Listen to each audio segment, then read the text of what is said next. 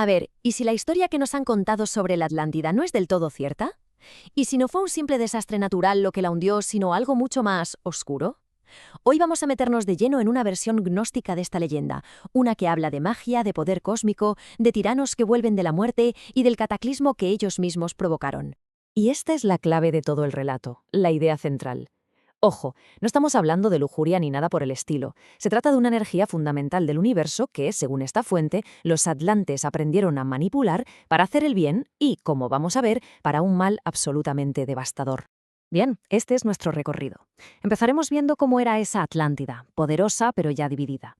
Luego seremos testigos del ascenso de un tirano, Orjuarpa, y de cómo un héroe renace para plantarle cara. A partir de ahí, una profecía, un éxodo, el gran cataclismo, y para terminar, veremos el legado que supuestamente esta civilización perdida dejó en nuestro mundo. Vamos a imaginarlo por un momento. Una civilización entera donde la gente era clarividente de forma natural, capaces de manipular las energías del cosmos. Así era la Atlántida. Pero claro, un poder tan inmenso siempre atrae a la oscuridad. Y la suya estaba a punto de tomar el control. En el corazón de la Atlántida se libraba una guerra, pero una guerra invisible. Por un lado estaban los guardianes de la luz, que protegían el equilibrio. Y por el otro, una fuerza oscura llamada Ahriman, cuyo único objetivo era cegar esa clarividencia de la gente, para que quedaran atrapados en lo puramente material.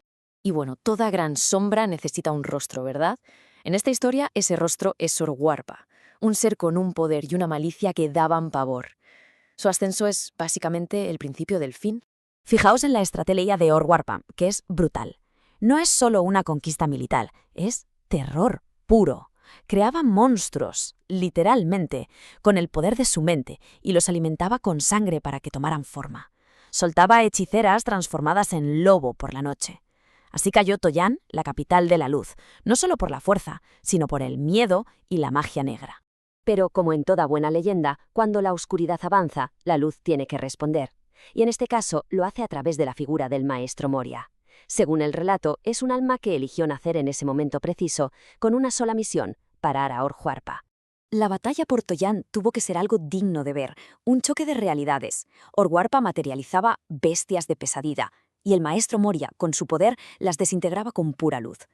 Al final, la luz ganó. El ejército de Moria recuperó la ciudad y Orjuarpa, viéndose perdido, se encerró en una torre que acabó siendo su propia pira funeraria. En cualquier otra historia, aquí se acabaría todo. El héroe gana, el malo muere, fin. Pero no. En este relato, la muerte de Orjuarpa no es el final. Es, increíblemente, solo el comienzo de su siguiente jugada. Y aquí es cuando la historia da un giro alucinante. El texto dice que Orjuarpa no permaneció muerto. ¿Qué va? Se reencarnó, al instante. En cuanto llegó a la edad adulta, simplemente levantó un nuevo ejército de magos oscuros y fundó un reino rival. La Atlántida quedó fracturada, en una especie de guerra fría, un tenso equilibrio de trono contra trono. Con la guerra totalmente estancada llega una intervención divina, una profecía que le advierte al líder de los justos, un emperador llamado Noendra. Y aquí viene un dato clave: la fuente lo identifica con el Noé de la Biblia. La orden es clara: saca a tu pueblo de aquí, porque este continente entero está sentenciado. Cuando Noendra y su gente se marcharon, Orjuarpa se convirtió en el único amo y señor de la Atlántida. Y fue entonces, ya sin ninguna fuerza de luz que le hiciera de contrapeso, cuando el continente firmó su propia sentencia de muerte. Vale, un momento. Para entender lo que pasa ahora, tenemos que comprender su concepto de física. La clave es esta fuerza sexual. Hay que olvidarse de la idea moderna. Para ellos, era la energía creadora del universo, la misma fuerza que mueve los átomos y genera la electricidad. Era, por así decirlo, el motor de la realidad. Y aquí está la consecuencia final. Orjuara y sus seguidores usaron esta energía cósmica de forma tan masiva y destructiva para su magia negra que literalmente sobrecargaron el planeta, despertaron volcanes que llevaban siglos dormidos. Esos volcanes provocaron terremotos en cadena y la Atlántida simplemente no los soportó. Se quebró y se hundió para siempre. La historia de la destrucción es el clímax, claro, pero el texto no acaba ahí. De hecho, traza una línea directa desde ese pasado mítico hasta nuestro presente y afirma que el legado de la Atlántida no desapareció del todo bajo las aguas. Y el relato se atreve con dos afirmaciones bastante potentes sobre la actualidad. La primera, que los pueblos indígenas de América son los descendientes directos de los supervivientes atlantes.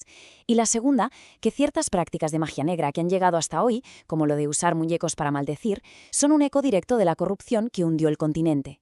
Y así termina esta versión de la leyenda. Sea un hecho o una ficción, funciona como una advertencia brutal, una alegoría sobre cómo cualquier poder, por muy avanzado que sea, puede llevarnos a la autodestrucción si no va de la mano de la sabiduría. Y nos deja con una pregunta en el aire. Si la fuerza sexual fue el poder que hundió la Atlántida, ¿cuál es esa fuerza que estamos manejando nosotros hoy sin entender del todo sus consecuencias?